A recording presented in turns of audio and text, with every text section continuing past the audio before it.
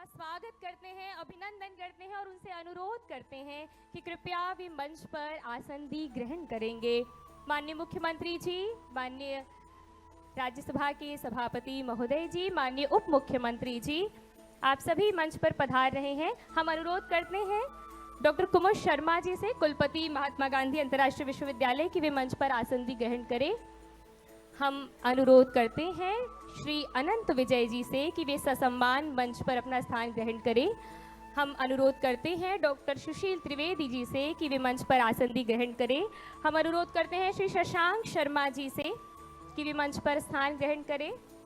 माननीय श्री पंकज झा जी से भी सविनय अनुरोध करते हैं कि वे मंच पर आसन ग्रहण करें। आप सभी अतिथियों का हम पुनः पुनः स्वागत एवं अभिनंदन करते हैं। आप सबसे अनुरोध, एक बार जोरदार तालियों के साथ इस गौरवमय उद्घाटन सत्र का हम स्वागत करेंगे।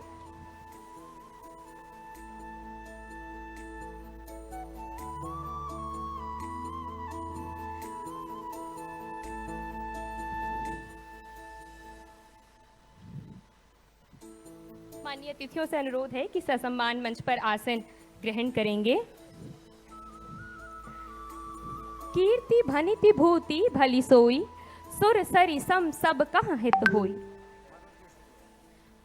आदरणीय श्री मनोज जोशी जी से हम सविनय अनुरोध करते हैं कि कृपया आप मंच पर स्थान ग्रहण करेंगे। प्रख्यात रंगकर्मी एवं अभिनेता आज इसी मंडप पर शाम को 7 बजे सांस्कृतिक संध्या का आयोजन है, जिसमें माननीय मनोज जोशी जी के चाणक्य नाटक का मंचन भी होगा। माननीय, हम ससम्मान आपका स्वागत करते हैं। कीर्ति भनिति भूति भली सोई, सुर सरि सम सब कहाँ हित होई। जो गणतंत्र हमने पाया और विकसित किया, उसके मूल में लोक मंगल की, सर्व मंगल की कामना निहित है। कौशल्यानंदन श्री रघुनाथ जी के दंडक वंजन पावन राम के ननिहाल में आयोजित रायपुर साहित्य उत्सव का मूल भाव भी यही है। साहित्य जो शुभता का संचार करे, जो मानवीय चेतना का उत्थान करे, जो शांति और प्रगति का मार्ग प्रशस्त करे। हम अपने सभी अतिथियों का पुनः पुनः स्वागत और अभिनंदन करते हैं। तमसो मां ज्योतिर्गमय की संस्कृति के हम संवाहक हैं। हम अतिथियों से सविनय अनुरोध करते हैं कि दीप प्रज्वलन और ज्ञान की अधिष्ठात्री मां शारदा की आराधना के साथ विधिवत इस कार्यक्रम का शुभारंभ करेंगे। माननीय अतिथिगण,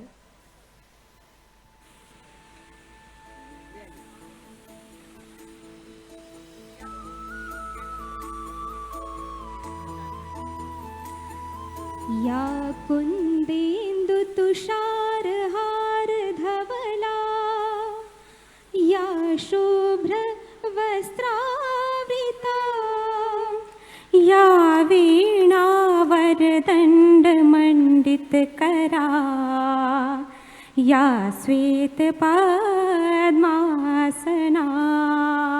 या ब्रह्मच्युत शंकर प्रभृतिभिर्देवै सदा वन्दिता, सा मां पातु सरस्वती भगवती, निःशेषजायापहा। शुक्लां ब्रह्म विचार सार परमा, माद्यां जगद्व्यापिनी, वीणा पुस्तक धारिणीं भयदां जायान्धकारापहा। हस्ते स्फटिकमालिकां विदधतीं पद्मासने संस्थितां, वन्दे तां परमेश्वरीं भगवतीं, बुद्धिप्रदां शारदां, बुद्धिप्रदां शारदां, बुद्धिप्रदां शारदां। बहुत बहुत धन्यवाद दीपिका और दीक्षा जी। ज्ञान, स्वाध्याय, अध्ययन, कला, साधना, इसे भारतीय संस्कृति में तप माना गया है। इस तप की सिद्धि जिन अधिष्ठात्री के द्वारा होती है, जो विद्या वाणी की अधिष्ठात्री हैं, भगवती शारदा का हम वंदन कर रहे हैं। हमारे अतिथिगण उनकी पूजा अर्चना कर रहे हैं इस भाव से कि गहन अंधकार के क्षणों में हमारे भीतर विवेक जागृत रहे, समाज शुभ की ओर बढ़े, अंतश्चेतना अंतर्प्रज्ञा हमारी जागृत हो। बहुत बहुत धन्यवाद माननीय गण, आप सभी का कोटिशः धन्यवाद। माननीय मुख्यमंत्री जी माँ शारदे पर टीका अर्पण करते हुए हम अपने सभी अतिथियों से अनुरोध करते हैं कि आप कृपया अपना स्थान ग्रहण करेंगे। मोर छत्तीसगढ़ के माटी तय भारत माँ के साटी, मैं तोला नवावो माथा महतारी आती जाती। आप जम्मू जन के रायपुर साहित्य उत्सव में स्वागत करत हन। जय जोहार। राजगीत हेतु मैं आप सभी से अनुरोध करती हूँ, मंचस्थ अतिथियों से एवं हमारे सम्माननीय जनों से जो दर्शक दीर्घा में विराजमान हैं, कि कृपया अपने स्थान पर खड़े हो जाएंगे।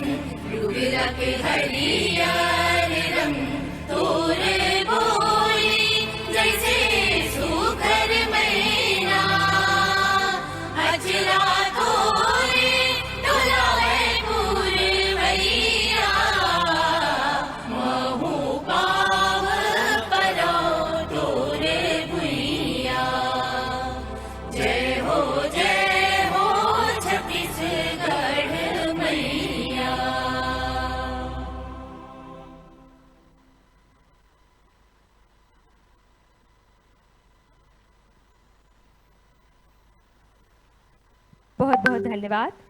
डॉक्टर नरेंद्र वर्मा द्वारा विरचित यह गीत अधिसंख्य छत्तीसगढ़ वासियों की भावनाओं का प्रतिरूप है। छत्तीसगढ़ महतारी के प्रति हम सब की भावांजलि है। अब हम अनुरोध करते हैं कि साहित्य उत्सव गीत यहाँ पर प्रस्तुत होगा। डॉक्टर चितरंजन कर द्वारा विरचित साहित्य उत्सव गीत रायपुर साहित्य उत्सव के मूल भाव को प्रदर्शित करता है।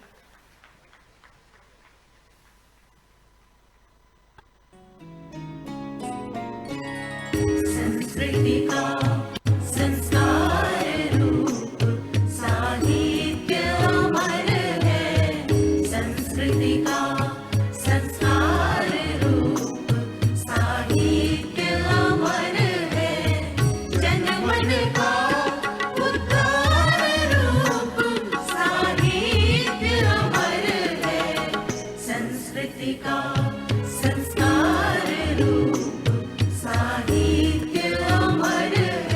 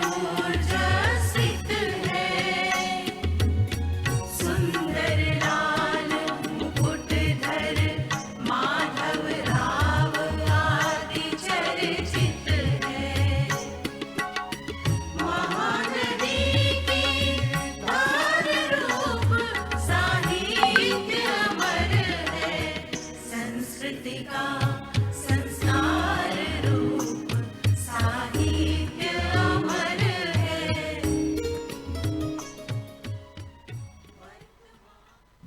बहुत बहुत धन्यवाद। बहुत ही सुंदर भावों को प्रस्तुत करता है ये रायपुर साहित्य उत्सव का गीत। अब हम स्वागत क्रम की ओर बढ़ेंगे। माननीय मुख्य अतिथि महोदय, राज्यसभा के उपसभापति श्री हरिवंश जी के स्वागत के लिए मैं माननीय मुख्यमंत्री श्री विष्णुदेव साय जी से ससम्मान अनुरोध करती हूँ कि वे माननीय मुख्य अतिथि महोदय का स्वागत करेंगे।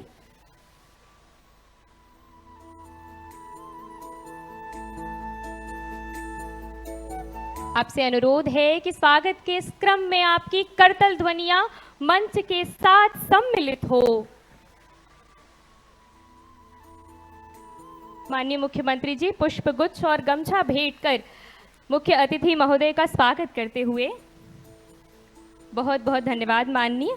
अब हम श्री रोहित यादव जी सचिव जनसंपर्क से सविनय अनुरोध करते हैं कि वे माननीय मुख्य अतिथि महोदय को स्मृति चिन्ह भेंट कर उनका स्वागत करेंगे। श्री रोहित यादव जी।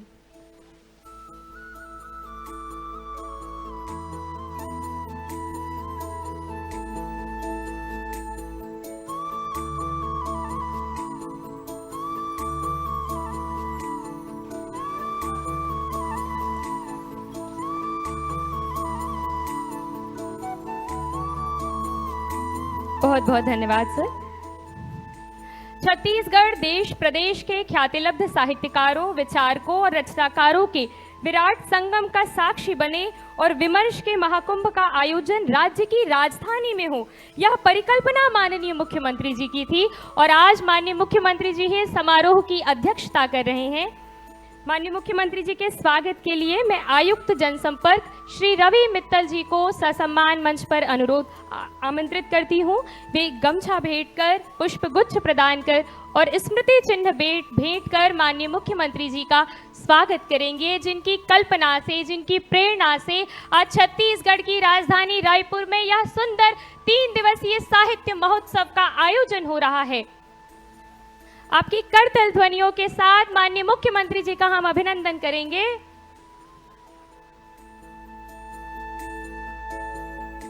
बहुत बहुत धन्यवाद आदरणीय। कार्यक्रम में विशिष्ट अतिथि के रूप में माननीय उप मुख्यमंत्री श्री अरुण साव जी विराजमान हैं। मैं श्री पंकज झा जी से सविनय अनुरोध करती हूं कि राजकीय गमछा पुष्पगुच्छ भेंट कर माननीय उप मुख्यमंत्री महोदय का स्वागत करेंगे।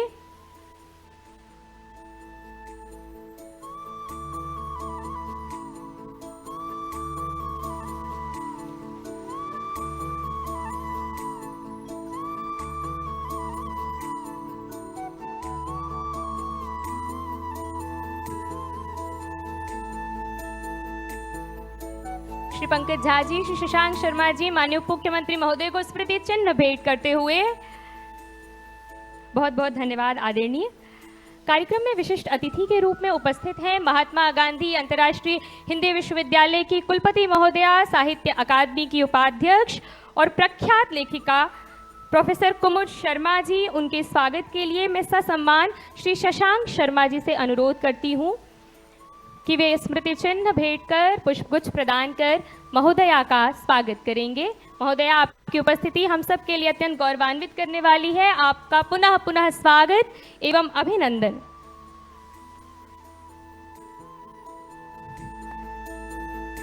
कार्यक्रम में बहुत बहुत स्वागत, बहुत बहुत अभिनंदन, धन्यवाद।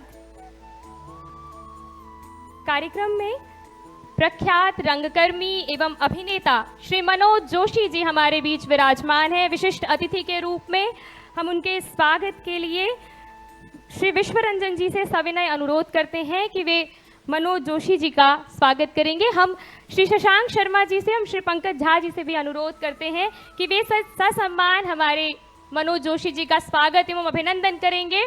प्रख्यात अभिनेता एवं रंगकर्मी, आज इसी विनोद कुमार शुक्ल मंडप में संध्या 7 बजे उनके चाणक्य नाटक का मंचन होना है। आप सबसे अनुरोध है कि आप उस कार्यक्रम के भी साक्षी बनेंगे। बहुत बहुत स्वागत एवं अभिनंदन मान्यवर। आप छत्तीसगढ़ के पहुना हैं और हम आपका स्वागत करते हैं। इस साहित्य उत्सव में जिनका अमूल्य मार्गदर्शन और जिनकी प्रेरणा हमें प्राप्त हुई है, प्रख्यात लेखक, विचारक एवं पत्रकार श्री अनंत विजय जी इस मंच पर उपस्थित हैं। मैं श्री पंकज झा जी से पुनः अनुरोध करती हूं कि श्री अनंत विजय जी का स्वागत करेंगे, पुष्पगुच्छ भेंट कर, राजकीय गमछा प्रदान कर एवं स्मृति चिन्ह भेंट कर। माननीय का स्वागत, बहुत बहुत अभिनंदन। स्मृति चिन्ह जो सुर सरी सम सबका हित होई के भाव से पोषित है। बहुत बहुत धन्यवाद। कार्यक्रम में श्री सुशील त्रिवेदी जी हमारे बीच उपस्थित है। साहित्य समिति के समूचे आयोजन में उनकी अमूल्य प्रेरणा, उनका मार्गदर्शन हमें प्राप्त हुआ है। कुशल प्रशासक एवं लेखक हैं। उनके स्वागत के लिए मैं श्री शशांक शर्मा जी को सविनय आमंत्रित करती हूँ।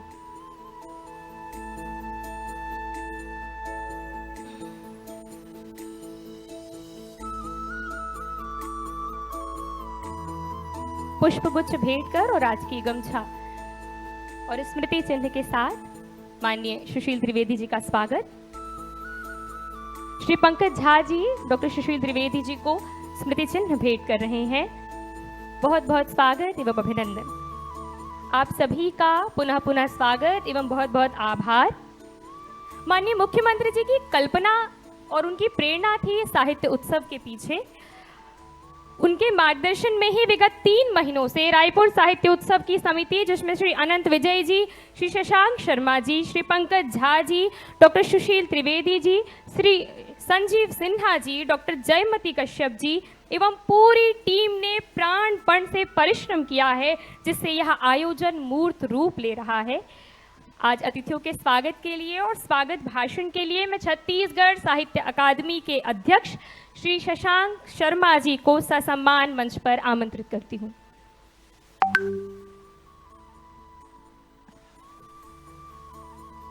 माँ शारदे को नमन करता हूँ। आज बसंत पंचमी के इस पावन अवसर पर मैं सभी को शुभकामनाएं प्रेषित करता हूँ। मित्रों, हम सब रायपुर साहित्य उत्सव के इस आयोजन में एकत्र हुए हैं। इस उद्घाटन समारोह में हमारे बीच राज्यसभा के उपसभापति श्री हरवंश जी का मैं विशेष रूप से स्वागत करता हूं। उन्होंने बहुत सहजता से हमें इस कार्यक्रम में आने की अपनी सहमति दी और वे उपस्थित हुए। मैं प्रदेश के माननीय मुख्यमंत्री जी, जिनकी यह कल्पना थी कि जब राज्य के 25 वर्ष के उपलक्ष्य में जो आयोजन हो रहे हैं उसमें साहित्य का भी एक आयोजन होना चाहिए, उसकी कल्पना को साकार करने के लिए हम लोगों ने 3 महीने से जो प्रयास किए वह मूर्त रूप आज लेता हुआ हमें दिख रहा है। माननीय जी मुख्यमंत्री जी, आपको धन्यवाद। हमारे बीच उपस्थित हैं श्री मनोज जोशी जी, जिनका शाम को यहाँ पर नाटक का भी मंचन होगा। मैं आपका स्वागत करता हूँ। मुख्यमंत्री जी, आपका स्वागत करता हूँ। हमारे बीच छत्तीसगढ़ शासन के वरिष्ठ मंत्री, उप मुख्यमंत्री श्री अरुण साव जी उपस्थित हैं। मैं भैया आपका भी स्वागत करता हूँ। अरुण भैया बहुत साहित्य हृदय हैं, बहुत लिखने पढ़ने वाले हैं। ऐसे अवसर पे मैं आपका भी स्वागत करता हूँ भैया। हमारे बीच में वर्धा विश्वविद्यालय के कुलपति प्रोफेसर कुमुद शर्मा जी हैं, श्री अनंत विजय जी, डॉक्टर सुशील त्रिवेदी जी, पंकज झा जी। मैं इन सब के साथ पूरे देश भर से आए साहित्यकार, जिन्होंने बहुत सहजता से हमें समय दिया, यह जानते हुए भी कि जनवरी का जो महीना होता है वो पूरे देश में लिट फेस्ट का महीना होता है, पुस्तक मेले का महीना होता है। लेकिन हमने जिन जिन से संपर्क किया, बड़े बड़े लेखक, साहित्यकार, बहुतों के नाम मैं ले सकता हूं, लेकिन उन लोगों ने जिस सहजता से हमारे इस आयोजन में अपनी स्वीकृति दी, जिस सहजता से वो हमारे बीच पधारे हैं, हमारे प्रदेश के कोने कोने से आए हुए साहित्यकार जो लगातार 3 दिन अपने अलग अलग सत्रों में अपने विचार व्यक्त करेंगे, मैं आप सभी का बहुत स्वागत करता हूं, बहुत अभिनंदन करता हूं।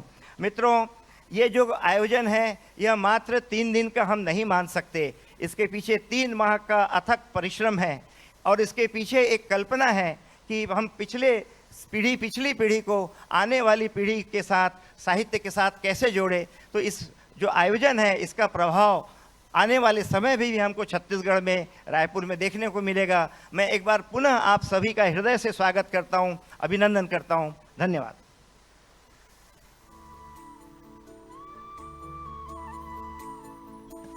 बहुत बहुत धन्यवाद आदरणीय। अभी पुस्तकों के विमोचन का क्रम है। छत्तीसगढ़ अपना रजत जयंती वर्ष मना रहा है। छत्तीसगढ़ राज्य के 25 वर्ष पर आधारित एक पुस्तिका का हम यहाँ पर विमोचन करेंगे।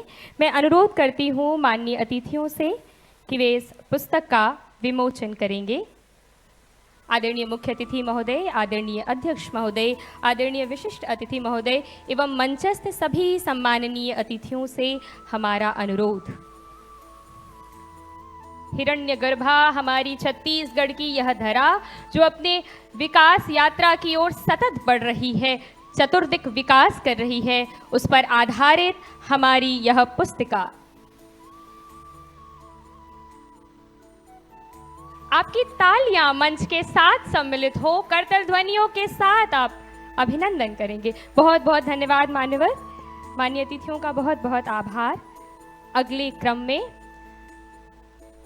हम श्री जे नंद कुमार जी को ससम्मान मंच पर आमंत्रित करते हैं। वे प्रज्ञा प्रवाह के राष्ट्रीय संयोजक हैं, प्रखर मनीषी एवं विद्वान हैं। हम ससम्मान आपको मंच पर आमंत्रित करते हैं। नेशनल सेल्फहुड इन साइंस, उनकी यह पुस्तक का माननीय अतिथियों के द्वारा विमोचन किया जा रहा है। श्री जे नंद कुमार जी की पुस्तक नेशनल सेल्फहुड इन साइंस।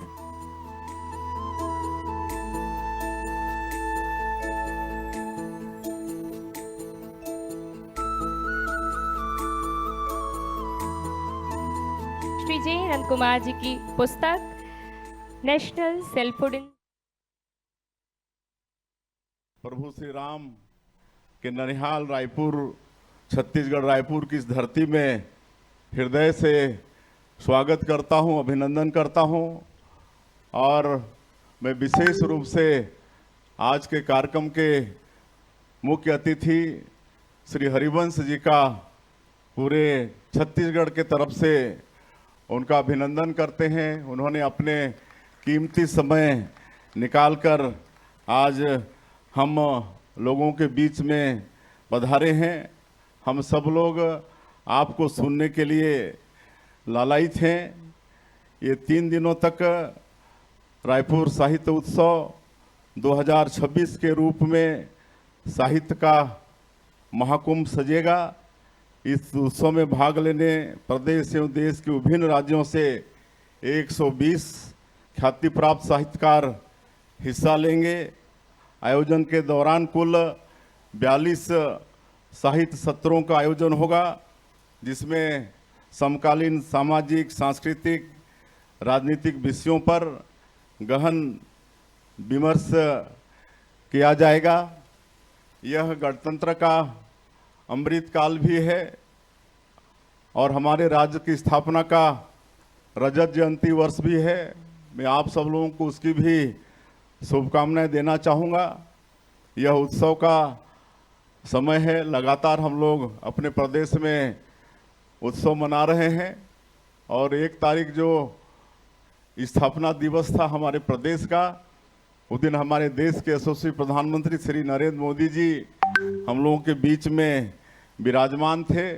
उनके कर कमलों से हमारे प्रदेश के नवनिर्मित विधानसभा भवन का भी लोकार्पण हुआ और एक जो बहुत अच्छा ट्राइबल म्यूजियम का निर्माण हम लोगों ने किया है, जिसमें छत्तीसगढ़ के जनजाति समाज के जो 14 स्वतंत्रता संग्राम सेनानी हुए, उनके क्रांति को सचित्र उसमें वर्णन किया गया है, डिजिटल है। मेरा आग्रह भी होगा कि समय मिले तो ज़रूर, नज़दीक में है, उसका अवलोकन करने का कष्ट करेंगे। आज के इस सत्र में गणतंत्र के अमृतकाल विषय पर संबोधन डॉक्टर शर्मा जी के द्वारा हुआ, हम सब लोग सुने। हमारी आज़ादी की लड़ाई भी समुद्र मंथन की तरह थी। जैसे समुद्र मंथन की कथा में विष भी निकला और अमृत भी, इसी तरह हमारी आज़ादी की लड़ाई में विष भी आया और यह विष हमारे स्वतंत्रता संग्राम सेनानियों ने पिया और आज़ादी का अमृत आने वाली पीढ़ियों को दिया। आज हम आज़ाद माहौल में गणतांत्रिक देश में रह रहे हैं। उसके पीछे हमारे स्वाधीनता सेनानियों की बड़ी भूमिका है, उनका हम नमन करते हैं। हमारे स्वाधीनता सेनानी, लेखक भी थे, पत्रकार भी और वकील भी। माखनलाल चतुर्वेदी जी को लें, उन्होंने बिलासपुर जेल में पूस की अभिलाषा लिखी। मातृभूमि के लिए लिखी गई सुंदर रचना ने लाखों लोगों को राष्ट्र के लिए बलिदान हेतु प्रेरित किया। माधवराव सप्रे जी को लें, यह कहना कठिन है कि उनका स्वतंत्रता संग्राम में योगदान अधिक था अथवा हिंदी साहित्य में ज़्यादा योगदान था। उनके द्वारा लिखी गई एक टोकरी भर मिट्टी को हिंदी की पहली कहानी माना जाता है। पंडित लोचन प्रसाद पांडे जी को लें, इतिहास के नायकों को अपनी लेखनी में जगह देकर उन्होंने स्वतंत्रता आंदोलन को दिशा दी। उस दौर में हिंदी की सबसे यशस्वी पत्रिका थी सरस्वती। सरस्वती में छपना किसी भी साहित्यकार के लिए गौरव की बात होती थी। पद्मलाल पुनालाल बख्शी जी को इसके संपादन की जिम्मेदारी मिली थी, जो बड़ी उपलब्धि है। हमें इस बात की भी खुशी है कि हमने अपने साहित्यकारों की स्मृतियों को संजोकर रखा है। जब भाजपा सरकार थी उस वक्त राजगांव में त्रिवेणी संग्रहालय तैयार किया गया है। यह संग्रहालय उसी भवन में बनाया गया जहां मुक्तिबोध जी ने अपना कालजयी साहित्य की रचना की थी। मुक्तिबोध जी के अलावा यहाँ बख्शी जी और बलदेव प्रसाद मिश्र जी की स्मृतियाँ सहेज कर रखी गई हैं। भाजपा सरकार में भी हमने साहित्य उत्सव का भव्य आयोजन किया था और इसी तरह से प्रदेश के और देश भर के साहित्यकारों को आमंत्रित किया था। इस बार भी हमने 3 दिवसीय आयोजन किया है। आज मैं जिस मंडप से आप सब लोगों से मुखातिब हो रहा हूँ, ये स्वर्गीय विनोद कुमार शुक्ल जी को समर्पित है। हमारा रायपुर और राजनांदगांव कई कारणों से विख्यात है और इसकी पहचान में विनोद कुमार शुक्ल जी भी जुड़े हुए हैं। दुनिया भर के साहित्य प्रेमी रायपुर को विनोद कुमार शुक्ल जी की वजह से मानते हैं, जानते हैं, क्योंकि उनकी सृजन भूमि रही है।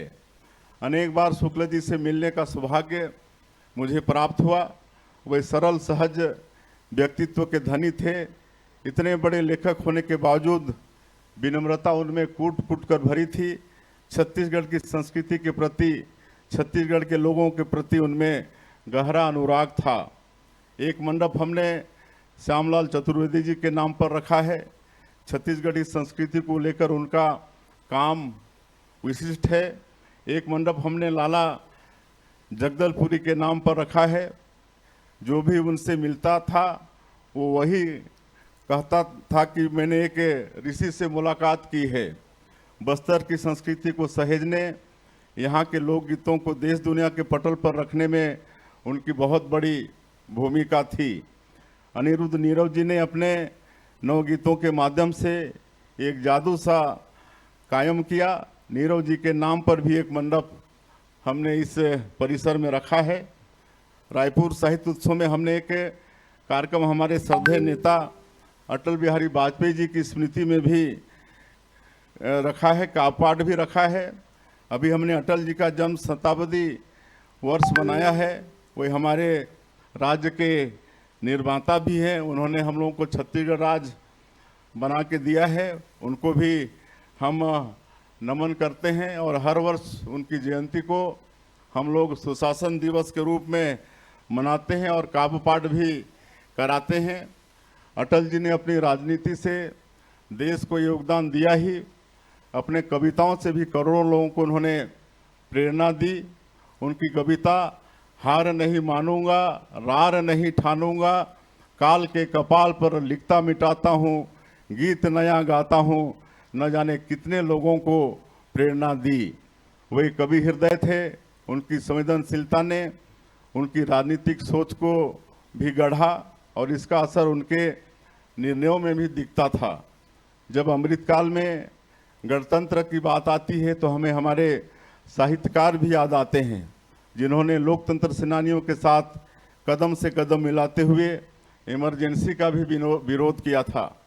उस दौर में दुष्यंत कुमार ने लिखा, एक बूढ़ा आदमी है, मुल्क में या यूँ कहो इस अंधेरी कोठरी में एक रोशनदान है। यह बात उन्होंने जयप्रकाश नारायण जी के लिए लिखी थी। उनके गज़ल इमरजेंसी के विरोध के प्रतीक बन गए थे।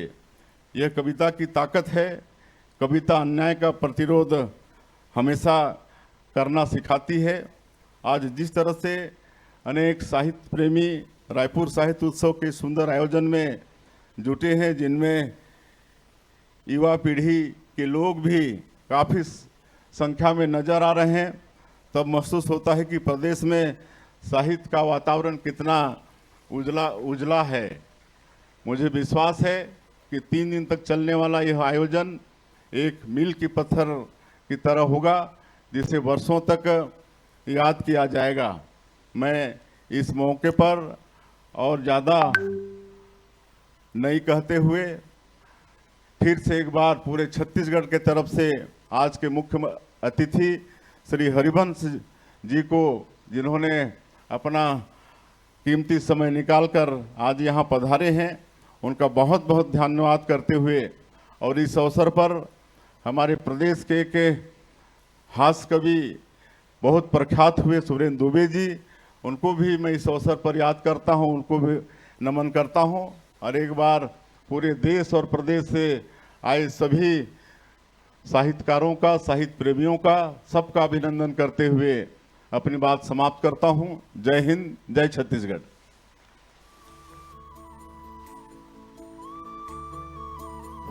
बहुत बहुत धन्यवाद माननीय मुख्यमंत्री महोदय। निश्चित रूप से यह साहित्य उत्सव का कार्यक्रम हम अपने साहित्यिक पुरखों को नमन कर रहे हैं, उनके प्रति कृतज्ञता व्यक्त कर रहे हैं और उनके अवदानों से प्रेरणा प्राप्त कर सार्थक भविष्य की ओर उन्मुख हो रहे हैं। माननीय मुख्यमंत्री जी ने अपने वक्तव्य में जिस जनजातीय संग्रहालय का उल्लेख किया, मुझे आपसे यह साझा करते हुए प्रसन्नता हो रही है कि इस गणतंत्र दिवस पर 26 जनवरी 2000 वर्मा जी और भी मैं आ रहा था तो एक जगह मैंने पाया 36 ऐसे विशिष्ट साहित्यकारों का वक्त होता तो मैं सबका नाम लेता।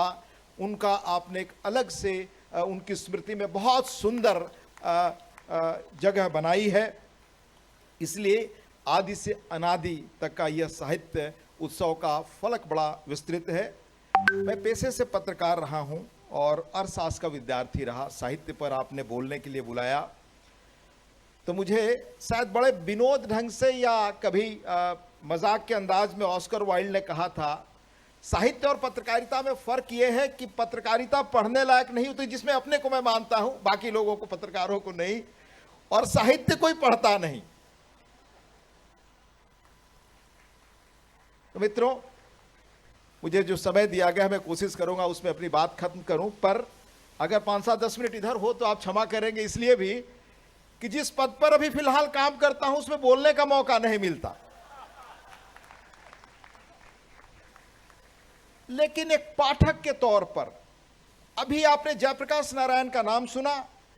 संयोग से मेरी जन्मभूमि उन्हीं के गांव में, वो गांव जिसे गांधी ने कहा था देश का अंतिम इंसान हमारी कसौटी होना चाहिए, तो शायद देश के जो सबसे पिछड़े कुछ 1000 अंतिम गांव होंगे, उनमें से वो गांव रहा। गंगा और घाघरा के बीच टापू जैसा 6 महीने हम पानी में रहा करते थे। पर हमारी चेतना को एक ऐसी पिछड़ी जगह से आने वाले व्यक्ति को साहित्य ने ही वो ताकत, ऊर्जा और दृष्टि और क्षमता दी कि मैं आज आपके सामने खड़ा होकर बात कर पा रहा हूं।